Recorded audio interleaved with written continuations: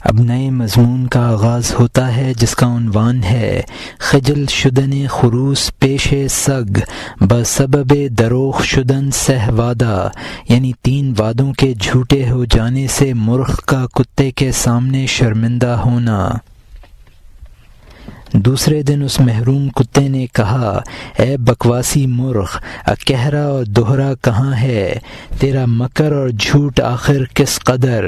تیرے گھونسلے سے سوائے جھوٹ کے کچھ نہیں اڑتا ہے۔ اس نے کہا، مجھ سے اور میری قوم سے بعید ہے کہ ہم کسی جھوٹ میں مبتلا ہوں۔ ہم مرغ مؤذن کی طرح سچ بولنے والے ہیں۔ ہم سورج پر نظر رکھنے والے اور وقت کی جستجو کرنے والے ہیں۔ ہم اندر سے سورج کے نگہبان ہیں۔ اگر تو ہم پر تشت اوندھا کر دے، اولیاء سورج کی نگہداشت کرنے والے ہیں۔ انسانوں میں خدا کے رازوں سے واقف ہیں۔ ہماری نسل اللہ تعالی نے نماز کی اذان کے لیے سامان میں آدمی کو ہدیہ میں دی ہے۔ اگر بے وقت ہم سے بھول ہو جائے، اذان میں وہ ہمارے قتل کا سبب بنتی ہے۔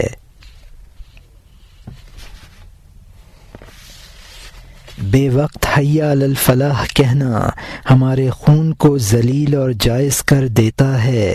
وہ جو بے گناہ اور غلطی سے پاک ہے، وہ صرف روح کی وحی کا مرغ ہے۔ اس کا وہ غلام خریدار کے پاس مر گیا، وہ بالکل خریدار کا نقصان بنا۔ اس نے اپنا مال بچا لیا لیکن اس نے اپنا خون بہایا۔ اس کو خوب سمجھ لے۔ یہاں مترجم نے حاشیے میں لکھا ہے کہ مرغ صبح صادق کے وقت بولتا ہے۔ مرغ اگر تاریک کوٹری میں بھی ہو تو اس کو صبح صادق کا احساس ہو جاتا ہے۔ جس طرح مرغ آسمانی سورج کا پاسبان ہے، اسی طرح اولیاء حق تعالی کے پاسبان ہیں اور انسانوں میں جو اسرار خداوندی ہیں ان کو پہچان لیتے ہیں۔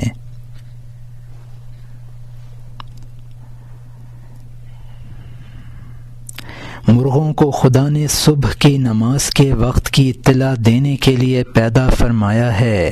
جو مرغ بے وقت اذان دیتا ہے اس کو ذبح کر دیا جاتا ہے۔ مرغ سے غلطی ہو جاتی ہے۔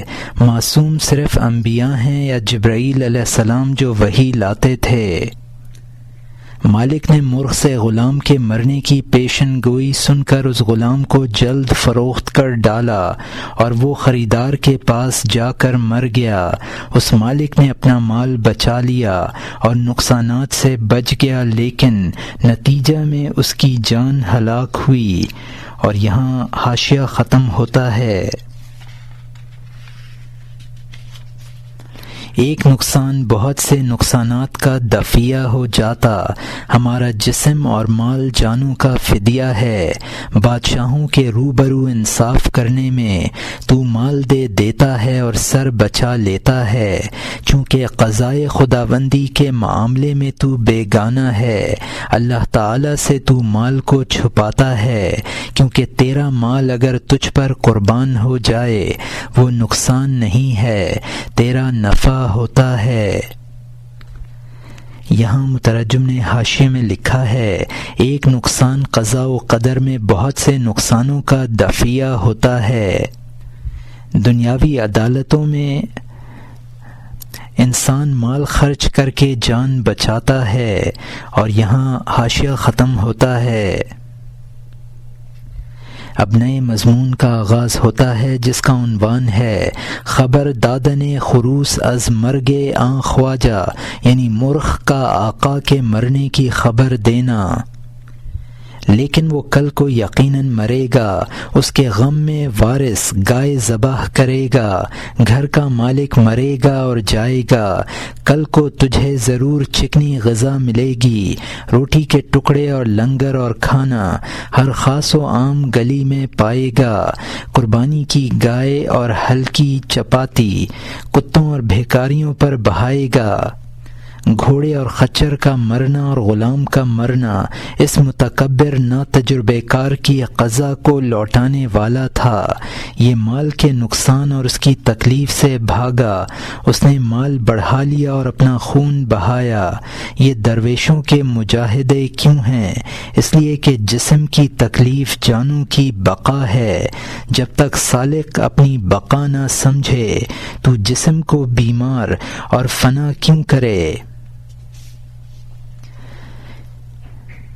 یہاں مترجم نے حاشیے میں لکھا ہے کہ سلوک معرفت طے کرنے والا چونکہ فنائے جسم میں بقائے روح سمجھتا ہے، اسی لیے ریاضتوں میں بدن کو گھلاتا ہے۔ اور یہاں حاشیہ ختم ہوتا ہے۔ ایثار اور عمل میں ہاتھ کب ہلے؟ جب تک کہ دیے ہوئے کا بدلہ جان کے لیے نہ سمجھ لے۔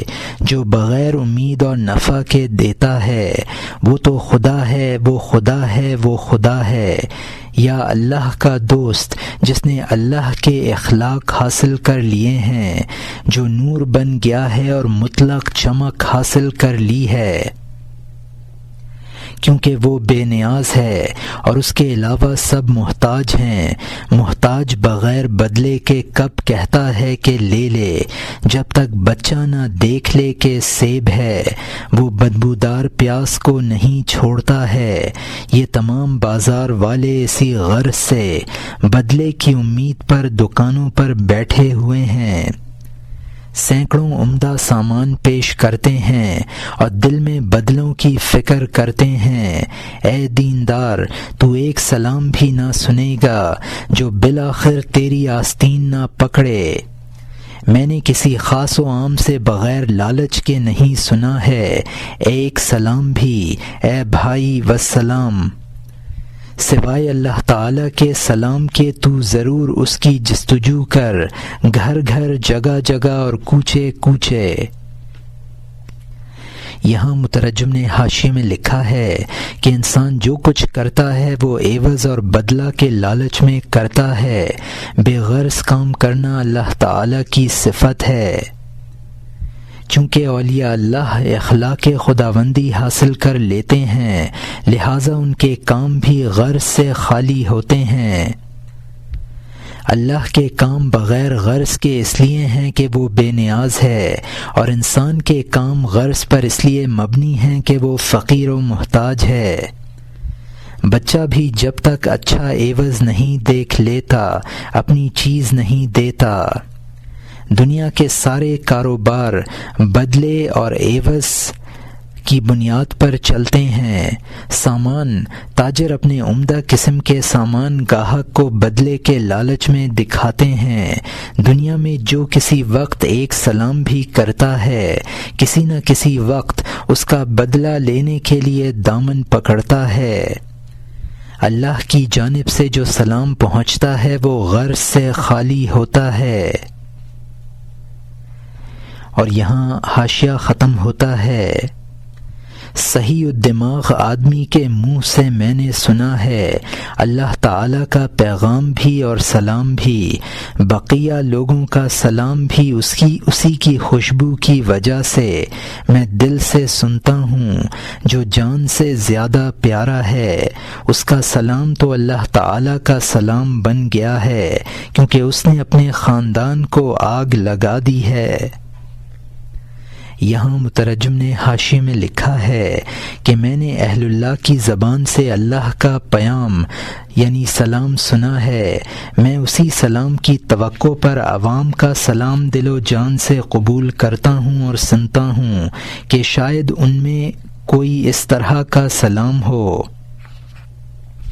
اہل اللہ کا سلام اللہ کا سلام اس وجہ سے ہو گیا ہے کہ انہوں نے اپنے آپ کو فنا کر دیا ہے، اب وہ فانی فی اللہ اور باقی باللہ ہیں، اس لیے ان کی زبانوں پر اسرار خداوندی ہوتے ہیں۔ اور یہاں حاشیہ ختم ہوتا ہے۔ وہ فانی بالذات ہے، باقی باللہ ہے، اسی لیے اس کے دونوں ہونٹوں میں خدائی اسرار ہوتے ہیں۔ ریاضت میں جسم کا مرنا زندگی ہے، اس جسم کی تکلیف روح کی استواری ہے۔ وہ خبیث انسان کان لگائے ہوئے تھا، یہ بات وہ اپنے مرغ سے سن رہا تھا۔ یہاں مترجم نے حاشیے میں لکھا ہے کہ ریاضتوں اور مجاہدوں سے جسم کو فنا کیا جاتا ہے تو روح زندہ اور قوی ہوتی ہے۔ اہل اللہ کو یہ درجہ اسی لیے حاصل ہوتا ہے۔ جانوروں کی بولی سیکھ لینے والے نے مرغ سے جب اپنی موت کی خبر سنی تو گھبرا کر حضرت موسیٰ علیہ السلام کے پاس بھاگ کر گیا۔ اور یہاں حاشیہ ختم ہوتا ہے۔ اب نئے مضمون کا آغاز ہوتا ہے جس کا عنوان ہے دویدن آن شخص بسوئے موسیٰ علیہ السلام بزی نہار چوں خبر مرگ خود بشنید، یعنی اس شخص کا حضرت موسیٰ علیہ السلام کی طرف پناہ کے لیے دوڑنا جبکہ اس نے اپنی موت کی خبر سنی۔ جب اس نے یہ سنا تیزی اور تندی سے دوڑا، حضرت موسیٰ کلیم اللہ کے دروازے پر گیا۔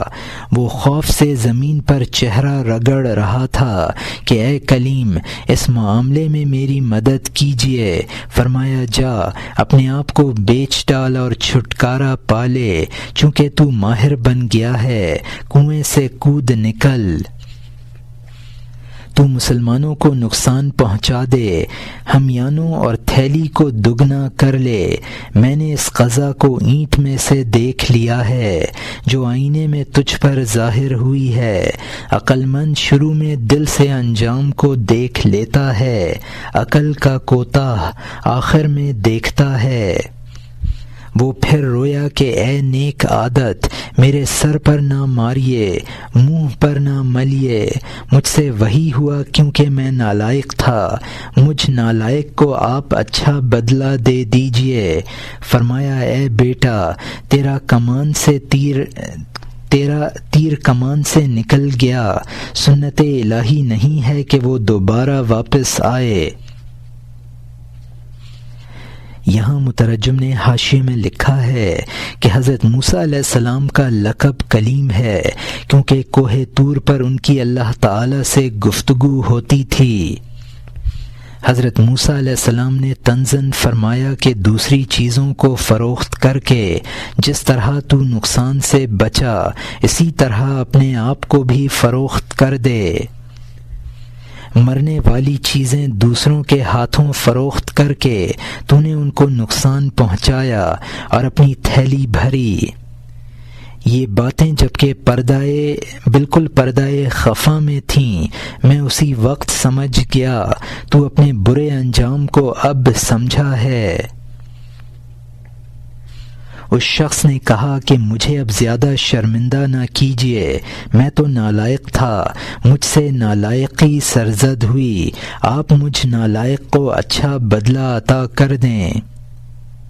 عام طور پر سنت الہی یہی ہے کہ قضا و قدر نہیں ٹلتی ہے۔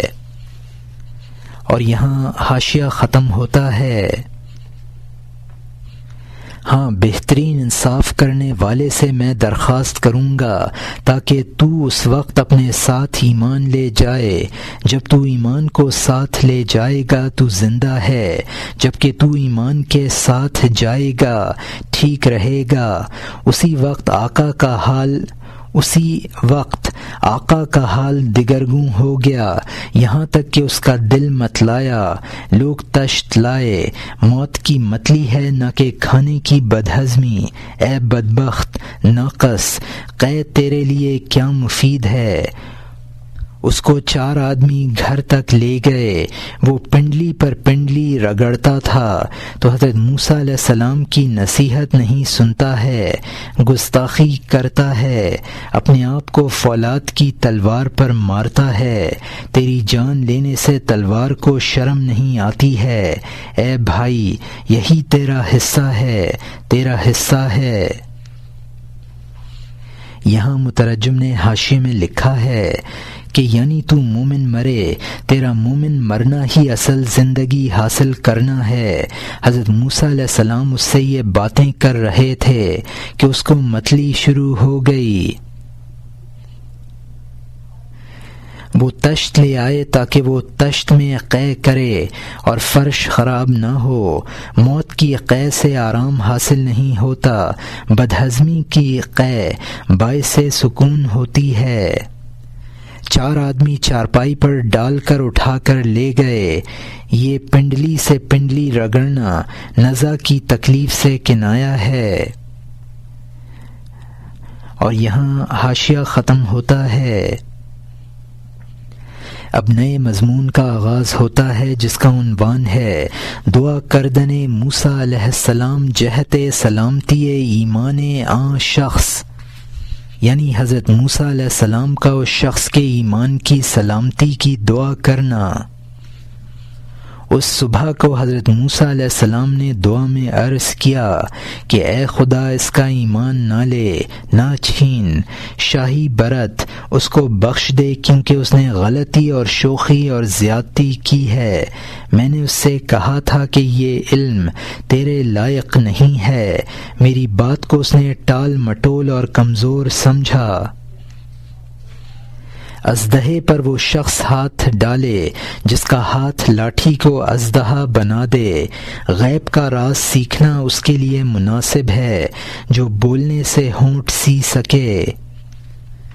یہاں مترجم نے حاشیے میں لکھا ہے کہ مولانا رحمۃ اللہ علیہ کا مقولہ ہے کہ قضاء و قدر سے ٹکرانا اپنی موت مول لینا ہے۔ ایسے لوگوں کا یہی انجام ہوتا ہے۔ اس گناہ حضرت موسیٰ علیہ السلام نے دعا کی کہ اس گناہ گار کی خطا پر اس کی گرفت نہ فرما، اپنی شہنشاہی کا مظاہرہ فرما کر اس کو معاف کر دے۔ یہ مناجات میں حضرت موسیٰ علیہ السلام نے عرض کیا، میری بات کو اس نے ٹالنے پر محمول کیا۔ خطرے میں پڑنا ہر شخص کا کام نہیں ہے۔ سانپ پر حضرت موسیٰ علیہ السلام جیسا شخص ہاتھ ڈال سکتا ہے۔ خدائی رازوں سے وہ واقفیت حاصل کرے جس میں ضبط کی طاقت ہو اور ہونٹ نہ ہلائے۔ اور یہاں مترجم کا حاشیہ ختم ہوتا ہے۔ دریائی پرند کے سوا دریا کے لائق نہیں ہے، سمجھ جا، اور اللہ صحیح بات زیادہ جانتا ہے۔ وہ دریا میں گھس گیا اور دریائی پرند نہ تھا، ڈوب گیا، اے خدا اس کی دستگیری فرما۔ یہاں مترجم نے حاشیے میں لکھا ہے کہ پانی میں گھسنا آبی جانور کا کام ہے۔ یہ شخص اہل نہ تھا اور راز سے واقفیت حاصل کر کے تباہ ہوا۔ حضرت موسیٰ علیہ السلام کی دعا قبول فرما کر اللہ تعالی نے ارشاد فرمایا، ہم نے اس کو ایمان عطا کیا، اگر تم چاہو تو ہم اس کو دوبارہ زندگی بخش دیں، اور صرف اسے ہی نہیں بلکہ ہم تمام مردوں کو تمہاری دعا سے بخش دیں گے۔ اور یہاں حاشیہ ختم ہوتا ہے۔ اب نئے مضمون کا آغاز ہوتا ہے جس کا عنوان ہے اجابت کردن حق تعالی دعائے موسیٰ علیہ السلام را، یعنی حضرت موسیٰ علیہ السلام کی دعا کو اللہ تعالی کا قبول فرما لینا۔ فرمایا، ہاں میں نے اس کو ایمان بخشا، اگر تو چاہے تو میں اس کو ابھی زندہ کر دوں، بلکہ زمین کے تمام مردوں کو ہم تیرے لیے ابھی زندہ کر دیں۔ حضرت موسیٰ علیہ السلام نے عرض کیا، یہ فنا کا جہان ہے، اس جہان میں اٹھا لے کیونکہ وہ روشن جگہ ہے۔ یہ فنا کی جگہ چونکہ ہمیشہ رہنے کا جہان نہیں ہے، عارضی واپسی ہے تو کوئی فائدہ نہیں ہے۔ ان پر اب رحمت نازل فرما۔ لدینا محترون کے مخفی مقام میں خبردار سمجھ جا کہ جسم اور مال کا نقصان جان کا نفع ہے، اس کو وبال سے رہائی دے دیتا ہے۔ بس مجاہدے کو دل و جان سے اختیار کر، جب تو جسم کو خدمت میں لگا دے گا نجات پا جائے گا، اور اگر بلا ارادہ تجھ سے ریاضت ہو جائے، اے کامیاب اطاعت کر، شکر ادا کر۔ جب اللہ تعالیٰ نے تجھے وہ ریاضت عطا کر دی تو شکریہ ادا کر، تو نے خود نہیں کی، اس نے تجھے کن کے حکم کے ذریعے کھینچا ہے۔ یہاں مترجم نے حاشیے میں لکھا ہے کہ حضرت موسیٰ علیہ السلام نے عرض کیا کہ یہ دنیا تو فنا کی جگہ ہے، یہاں اگر آپ دوبارہ بھی زندہ کر دیں تو آخر فنا ہے، عالم آخرت کی زندگی دائمی ہے، وہ اس کو بخش دیجئے، اور دوسرے مردوں پر جو عدم کے تہ خانے میں ہیں، آپ کے دربار میں حاضر ہیں، ان پر رحم فرما دیجئے۔ لدینا محدرون کا مطلب ہے کہ قرآن پاک میں مردوں کے بارے میں فرمایا گیا ہے وَإِن كُلًّا لَمَّا جَمِيعٌ لَدَيْنَا مُحْضَرُونَ، یقیناً تمام مخلوق ہمارے سامنے حاضر شدہ ہے۔ مولانا اس قصے کے نتیجے میں فرماتے ہیں، یہ سمجھ لو کہ جسم اور مال کا نقصان جان کا نفع اور وبال سے رہائی کا سبب بنتا ہے۔ انسان کا غرض ہے کہ وہ مجاہدے کر کے انسان کا فرض ہے کہ وہ مجاہدے کر کے جسم کو گھٹائے تاکہ روح کا بڑھاؤ حاصل ہو۔ جس طرح عمدن مجاہدے کر کے جسم کو گھٹانے کا نتیجہ روح کی بالیدگی ہے، اسی طرح انسان کو قدرتی طور پر جو جسمانی تکالیف پہنچتی ہیں وہ بھی اختیاری مجاہدوں کا کام کرتی ہیں۔ ان پر انسان کو شکر ادا کرنا چاہیے۔ جو جسمانی مصائب بحکم خداوندی پہنچتے ہیں وہ ریاضت اور مجاہدے کا کام کرتے ہیں، تو گویا اللہ تعالیٰ نے اپنے حکم سے مجاہدے میں لگا دیا ہے، لہٰذا وہ مصائب مزید شکر کا سبب ہیں۔ اور یہاں حاشیہ ختم ہوتا ہے، اب نئے مضمون کا آغاز ہوتا ہے جس کا عنوان ہے حکایت آن زن کے فرزندش نمی زیست بحق تعالی بنا لید او جواب آمدن کہ این عوض ریاضت و بجائے مجاہدہ تست، یعنی اس عورت کی حکایت جس کی اولاد نہیں جیتی تھی، اس نے اللہ تعالی سے شکوہ کیا اور جواب آنا کہ یہ تیری ریاضت کا بدل اور مجاہدہ کے قائم مقام ہے۔ یہ حکایت سن اور نصیحت حاصل کر تاکہ تو نقصان اور تکلیف سے خستہ دل نہ ہو۔ وہ عورت ہر سال لڑکا جنتی، لیکن وہ 6 ماہ سے زیادہ عمر والا نہ ہوتا، 3 مہینے یا 4 مہینے میں تباہ ہو جاتا۔ وہ عورت روئی کہ اے خدا فریاد ہے، میرے لیے 9 مہینے تکلیف اور 3 مہینے خوشی ہے، میری نعمت دھنک کمان سے زیادہ جلدی جانے والی ہے۔ خاصان خدا کے سامنے شکایت کرتی وہ عورت اس تکلیف کے ہولناک درد سے۔ اس طرح 20 بچے قبر میں گئے، شورش اور آگ اس کی جان میں لگ گئی، یہاں تک کہ اس کو ایک رات جنت نظر آئی جو ایک سرسبز عمدہ بے دریغ باغ تھا۔ میں نے بے کیف نعمت کو باغ کہہ دیا، میں نے دائمی مہمان خانے کو سبز کہہ دیا، ورنہ باغ کے ذکر کا کیا موقع ہے؟ وہ تو ایسا ہے کہ کسی آنکھ نے اس کو نہیں دیکھا۔ اللہ تعالیٰ نے غیبی نور کو چراغ فرمایا ہے، مثل نہیں ہے، یہ اس کی مثال ہے تاکہ جو حیران ہے وہ کچھ سراغ پالے۔ یہاں مترجم نے حاشیے میں لکھا ہے کہ اس حکایت سے بھی یہ سمجھایا ہے کہ اس عورت کے قدرتی مصائب اس کے مراتب کی بلندی کا سبب تھے۔ یعنی اس قصہ سے نصیحت حاصل کر لے۔ اس کا بچہ 6 مہینے سے زیادہ زندہ نہ رہتا تھا، 3-4 مہینے میں مر جاتا۔ اس عورت نے یہ شکوہ کیا کہ 9 ماہ حمل کی مصیبت جھیلتی ہوں اور صرف 3-4 ماہ بچے سے خوشی حاصل ہوتی ہے۔ دھنک کمان تھوڑی دیر کے لیے نمودار ہوتی ہے۔ اس عورت کے متواتر 20 بچے اسی طرح مرے تو ان مصائب نے اس کے لیے مجاہدوں کا کام کیا اور اس پر اسرار غیب نمودار ہونے لگے۔ ایک رات اسرار غیب اس طرح نمودار ہوئے کہ اس نے خواب میں جنت دیکھی۔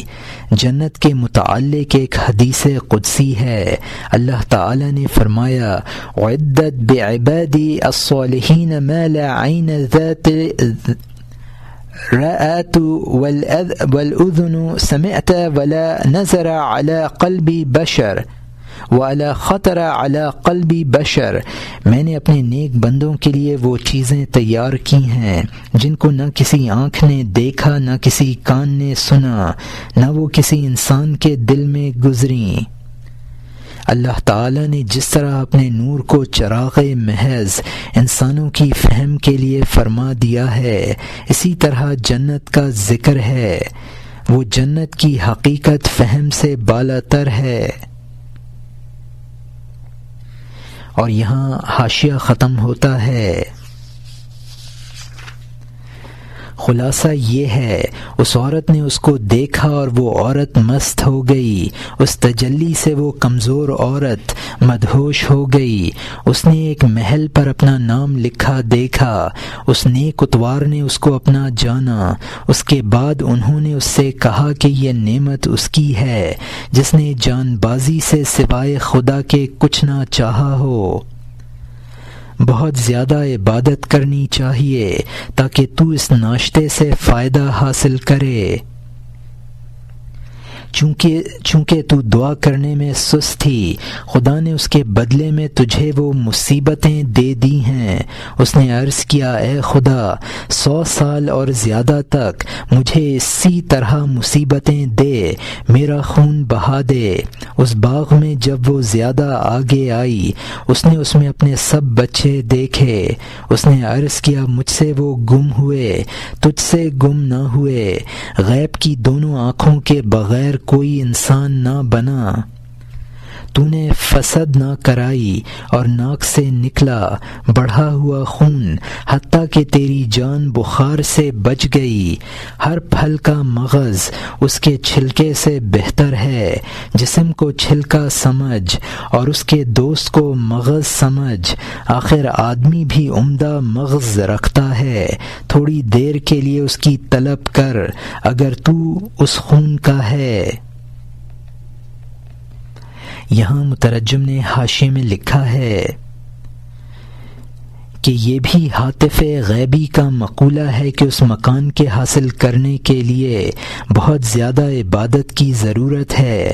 یہ مکان تجھے ملنا تھا اور چونکہ تو عبادت میں ذرا کاہل تھی، خدا نے تیرے لیے مصیبتیں مقدر کر دی ہیں تاکہ وہ عبادت کے قائم مقام بن جائیں۔ جب تک اسرار غیبی کی دیکھنے والی آنکھیں میسر نہ آ جائیں، انسان نہیں بنتا ہے۔ جس قدر مصائب ہیں ان میں حکمتیں ہیں، اور وہ مصائب بسا اوقات انسان کے فائدے کے لیے نازل کیے جاتے ہیں۔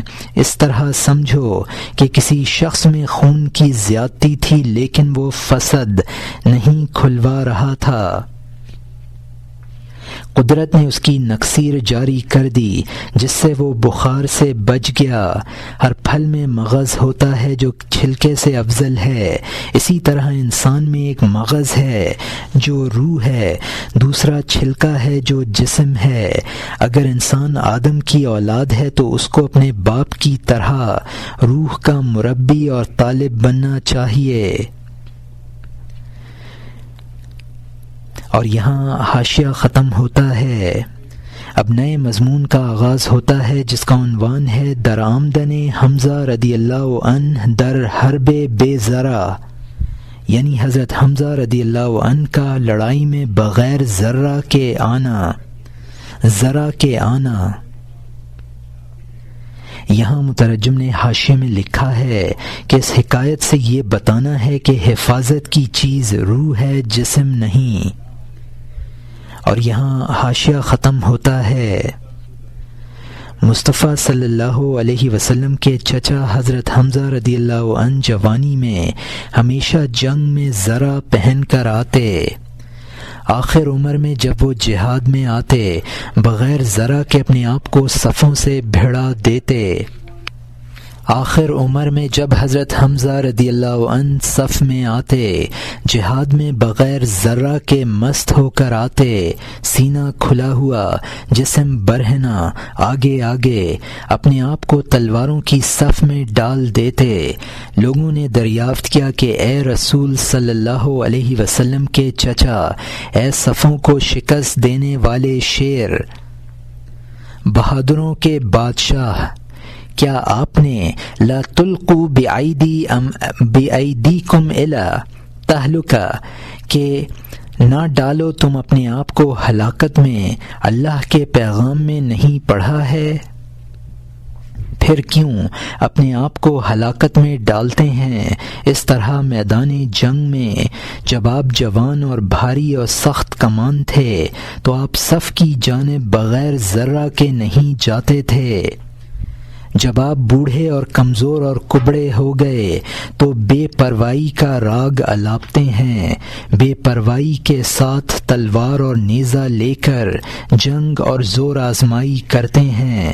تلوار بوڑھے کا احترام نہیں کرتی ہے، تلوار اور تیر کو تمیز کہاں ہے؟ کب مناسب ہوگا کہ آپ جیسا شیر دشمن کے ہاتھ سے بری طرح قتل ہو؟ بے خبر ہمدرد اس طرح کی عبرتوں سے اس کو نصیحت کرتے تھے۔ یہاں مترجم نے حاشیے میں لکھا ہے کہ لا تلقوا، یعنی بعض مفسرین نے اس آیت کا مطلب یہی بیان کیا ہے کہ جان بوجھ کر اپنے آپ کو ہلاکت میں نہ ڈالو۔ بعض مفسرین نے تہلکہ کے معنی ترک جہاد کے لیے ہیں، جیسا کہ بخاری شریف کی ایک روایت بتاتی ہے، تو اس صورت میں آیت کا مطلب یہ ہوگا کہ جہاد چھوڑ کر اپنے آپ کو تباہ نہ کرو۔ تلوار کے کاٹنے میں بڑے چھوٹے میں فرق نہیں کرتی ہے، تلوار کاٹنے میں بڑے چھوٹے میں فرق نہیں کرتی ہے۔ وہ لوگ اسی طرح عبرت کی باتوں سے نصیحت کرتے تھے۔ اور یہاں حاشیہ ختم ہوتا ہے۔ اب نئے مضمون کا آغاز ہوتا ہے جس کا عنوان ہے جواب حمزہ رضی اللہ عنہ میراں خلق را، یعنی ان لوگوں کو حضرت حمزہ رضی اللہ عنہ کا جواب۔ حضرت حمزہ رضی اللہ عنہ نے فرمایا، جبکہ میں جوان تھا اس دنیا کو چھوڑنا موت سمجھتا تھا، موت کی طرف رغبت سے کون جاتا ہے، اژدہوں کے آگے کون ننگا ہوتا ہے، لیکن اب محمد صلی اللہ علیہ وسلم کے نور سے میں اس فانی شہر کا پابند نہیں ہوں۔ حواس سے بالا تر شاہ کی لشکر گاہ کو اللہ کے نور کے سپاہیوں سے بھرا ہوا دیکھتا ہوں، خیمے ہی خیمے ملنا، تنابیں ہی تنابیں، اس کا شکریہ جس نے مجھے نیند سے بیدار کر دیا ہے۔ یہاں مترجم نے حاشیے میں لکھا ہے کہ حضور صلی اللہ علیہ وسلم کے فیض سے قبل میں اس موت کو موت سمجھتا تھا، اب اس موت کو ابدی زندگی کا سبب سمجھتا ہوں۔ اب دنیاوی زندگی آخرت کی زندگی کے مقابلے میں بالکل حقیر نظر آتی ہے۔ اب عالم غیب کا میدان دیکھتا ہوں جس میں خیمہ در خیمہ اللہ کے نور کے سپاہی مقیم ہیں۔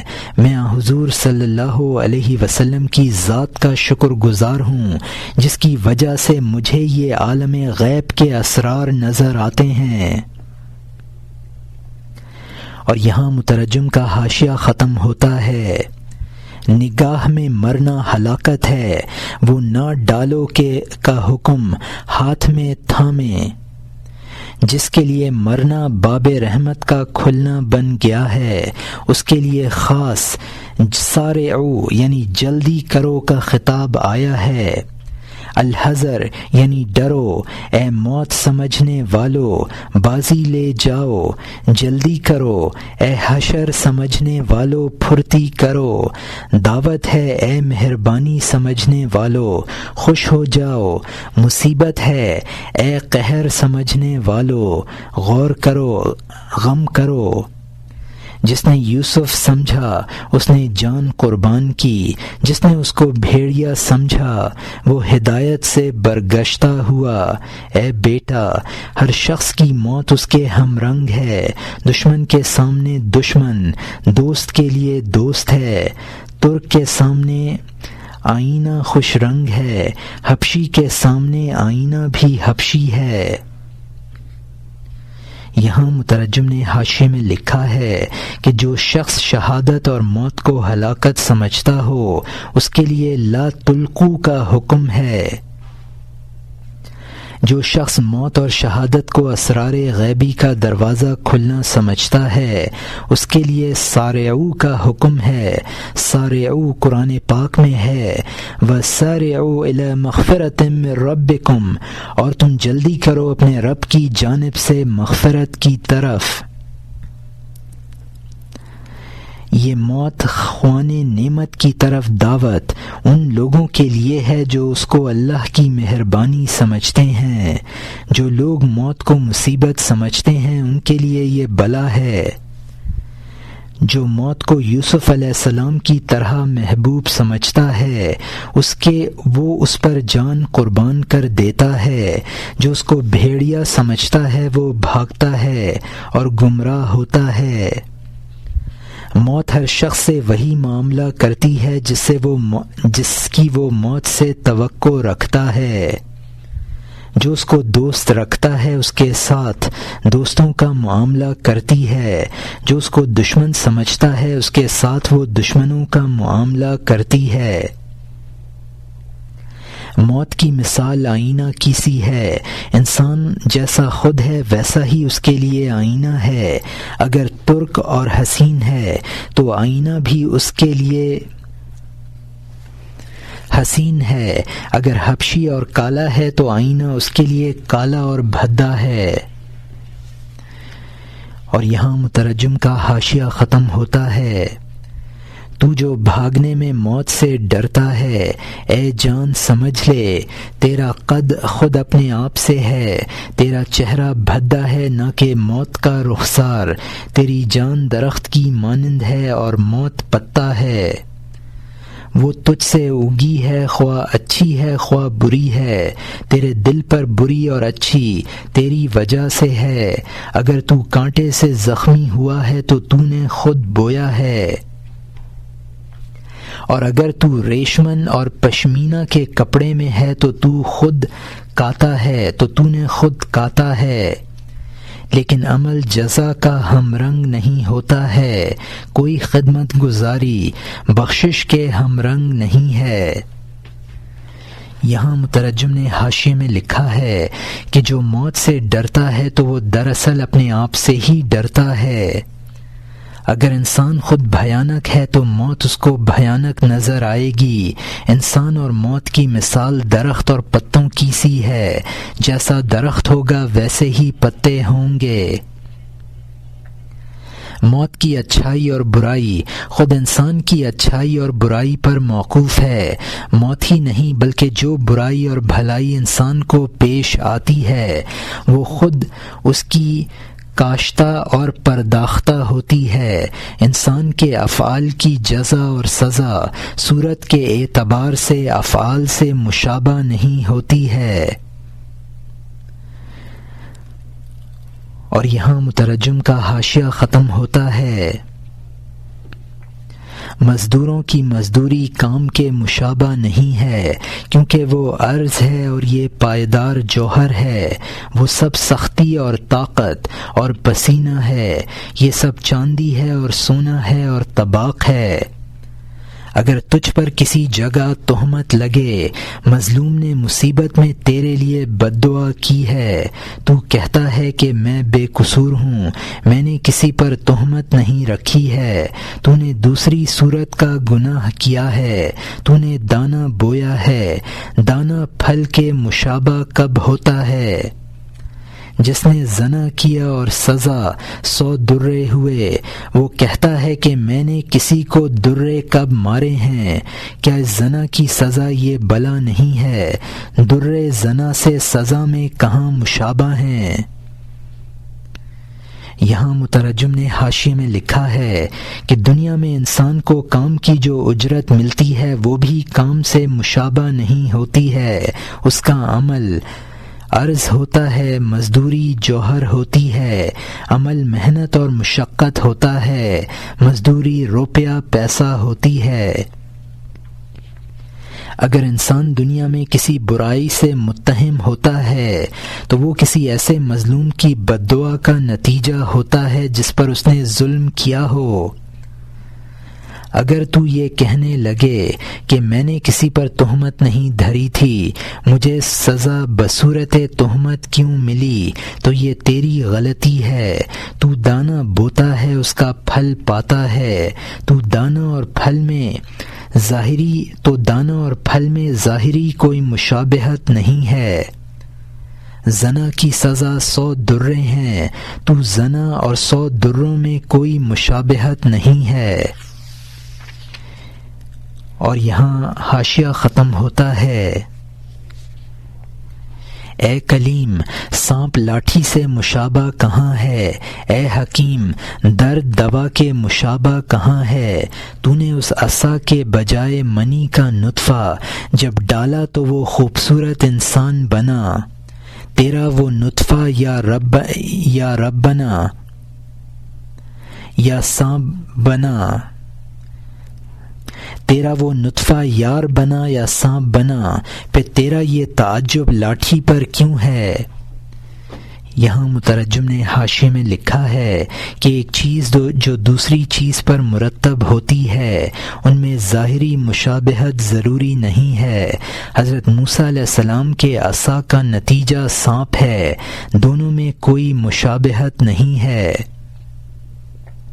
درد پر دوا کا ترتب ہے، ان میں بھی کوئی مشابہت نہیں ہے۔ انسان کے نطفے کے نتیجے میں جو بچہ پیدا ہوتا ہے وہ کبھی یار و مددگار ہوتا ہے، کبھی سانپ کی طرح موذی۔ تو جب نطفہ سے سانپ بن سکتا ہے تو لاٹھی سے سانپ بننے میں کیا تعجب ہے؟ اور یہاں حاشیہ ختم ہوتا ہے۔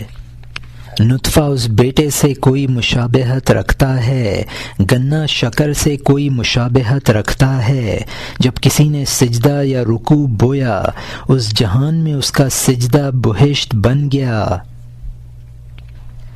جب اس کے منہ سے اللہ کی تعریف نکلی، رب الفلق نے اس کو جنت کا پرند بنا دیا۔ تیری حمد اور تسبیح پرند کے مشابہ نہیں ہے، اگرچہ پرند کا نطفہ باد اور ہوا ہے۔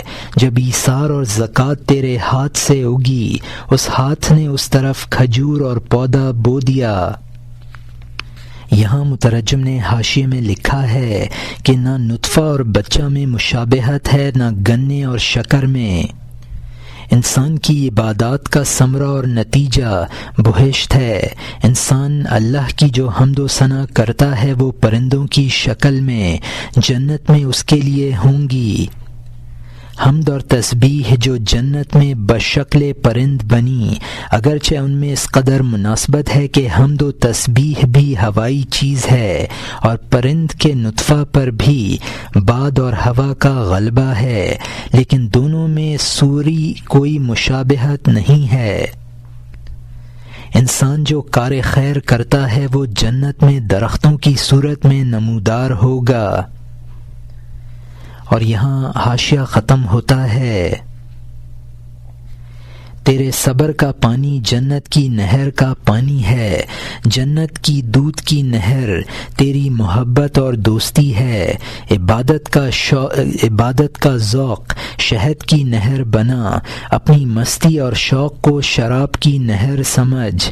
یہ اسباب ان نتیجوں کے مشابہ نہیں ہیں، کوئی نہیں جانتا کہ ان کو ان کی جگہ کیوں بٹھایا ہے۔ یہ اسباب چونکہ تیرے حکم میں تھے، چاروں نہروں نے بھی تیری تابع داری کی۔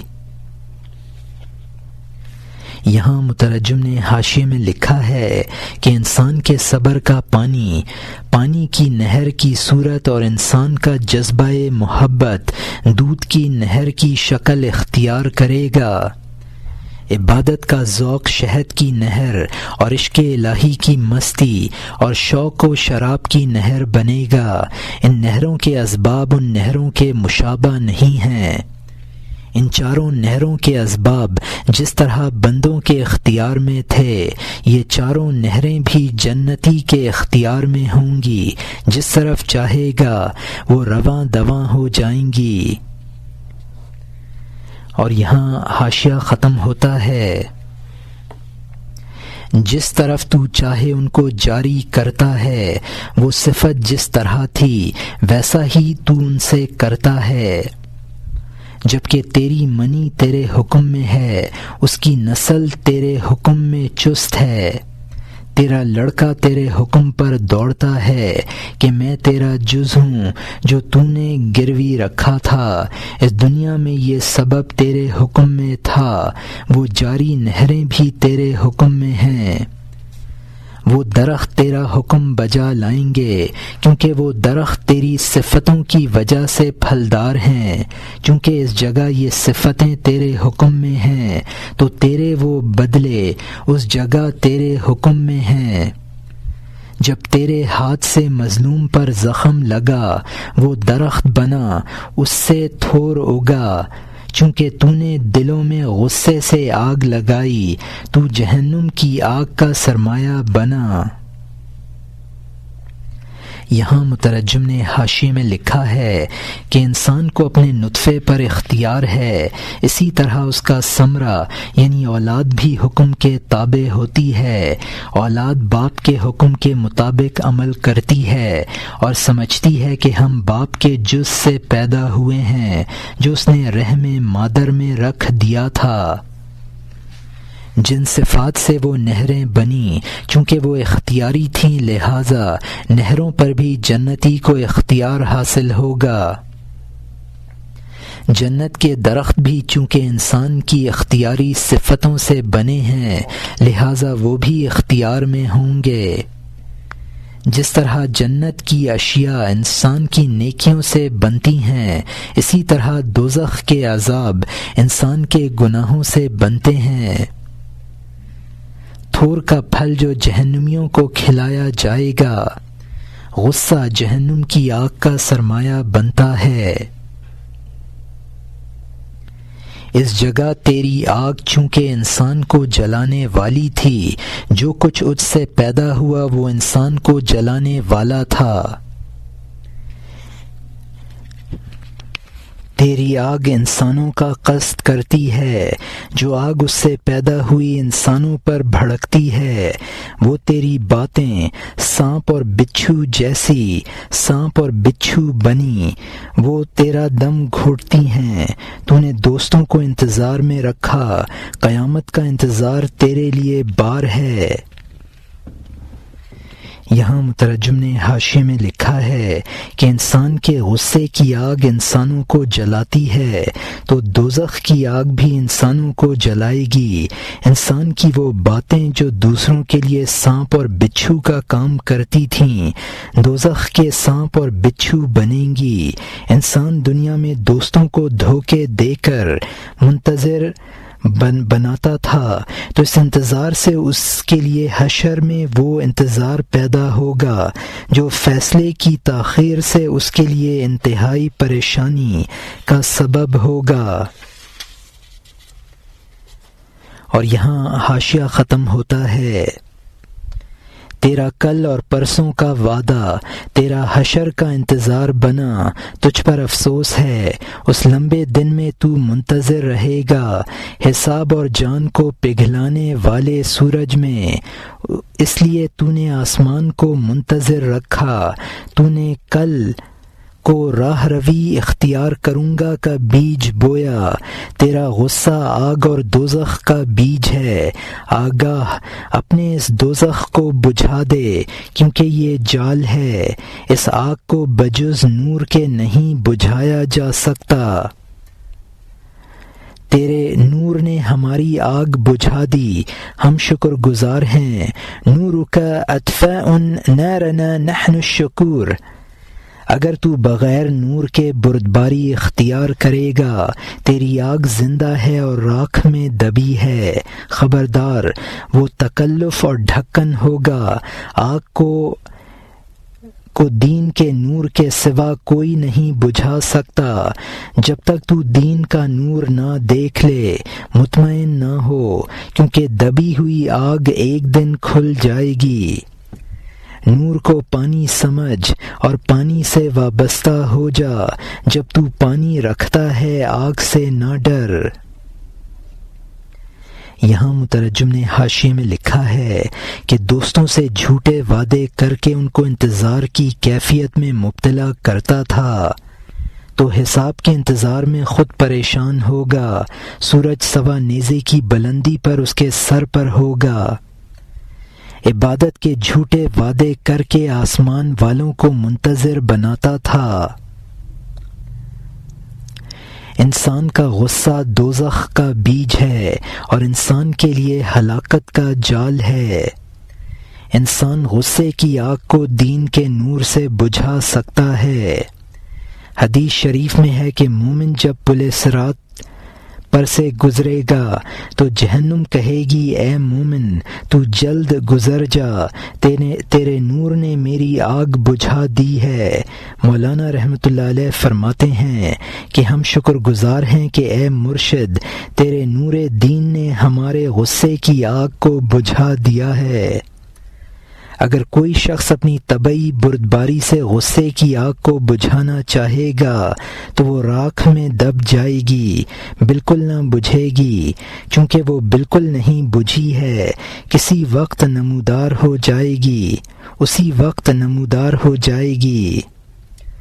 دین کے نور کو اس آگ کے بجھانے کا پانی سمجھو، اگر وہ حاصل ہو جائے تو پھر آگ سے خطرہ نہیں ہے۔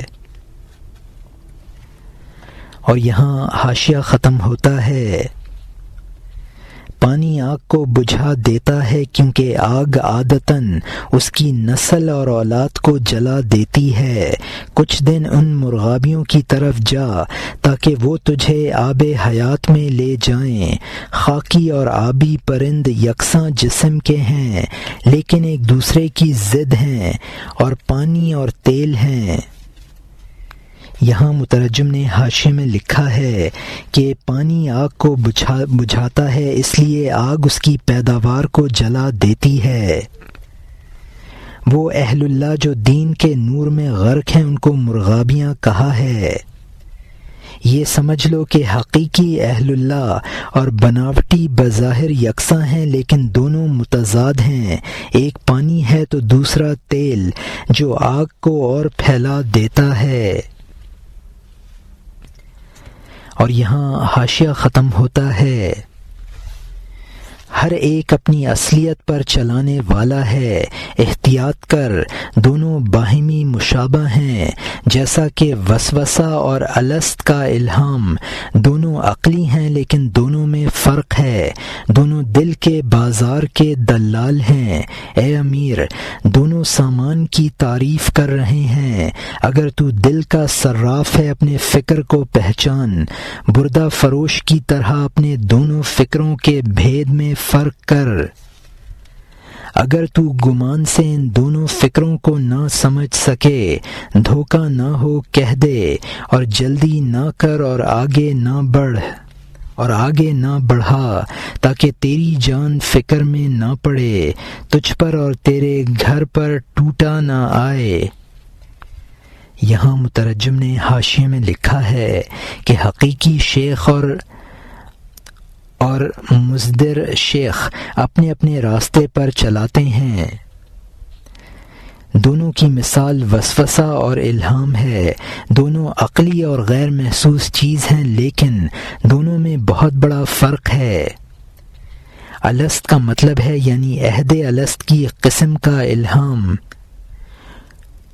وسوسہ اور الہام دونوں دل کے بازار میں آ کر اپنے اپنے سامان کی تعریف کرتے ہیں تاکہ انسان ان کی طرف راغب ہو جائے۔ دھوکہ نہ ہو، یہ جملہ خریدار اس وقت بولتا ہے جب چیز کی اچھائی برائی کا فوری فیصلہ نہ کر سکے اور اپنے لیے اختیار لے لے کہ 3 دن تک مجھے اختیار ہے کہ میں اس معاملے کو باقی رکھوں یا فسخ کر دوں۔ اور یہاں حاشیہ ختم ہوتا ہے۔